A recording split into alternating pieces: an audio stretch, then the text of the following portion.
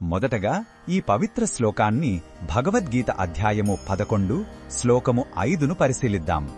ఇది విశ్వరూప సందర్శన యోగంలోని ఒక ముఖ్యమైన శ్లోకం.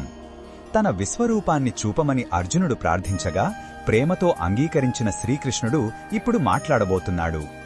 మొదటగా ఈ పవిత్ర శ్లోకాన్ని భక్తితో విందాం.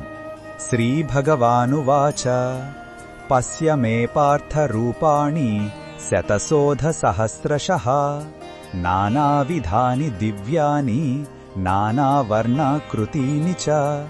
ఈ శ్లోకం అర్థమేమిటంటే శ్రీ భగవానుడు ఇలా పలికాడు, ఓ పార్థ, నా రూపాలను చూడు.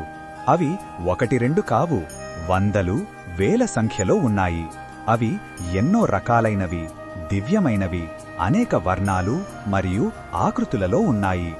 అర్జునుడి కోరికను మన్నించి తన అనంతమైన స్వరూపాన్ని చూపడానికి శ్రీకృష్ణుడు సిద్ధమయ్యాడు.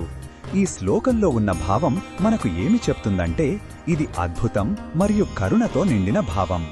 తన భక్తుడైన అర్జునుడిపై ఉన్న ప్రేమతో మానవ దృష్టికి అందని తన అనంత స్వరూపాన్ని చూపించడానికి భగవంతుడు సిద్ధపడ్డాడు.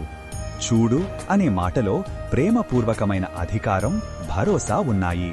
అనంతమైన దైవం తనను తాను పరిచయం చేసుకుంటున్న అపురూపమైన క్షణమిది.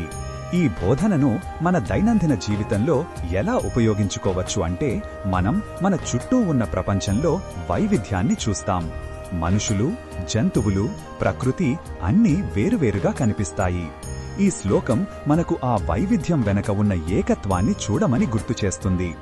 ఆ కనిపించే రూపాలన్నీ ఒకే పరమాత్మ యొక్క వ్యక్తీకరణలని అర్థం చేసుకుంటే మనలో ద్వేషం, భేదభావం తగ్గి అందరి పట్ల ప్రేమ, గౌరవం పెరుగుతాయి.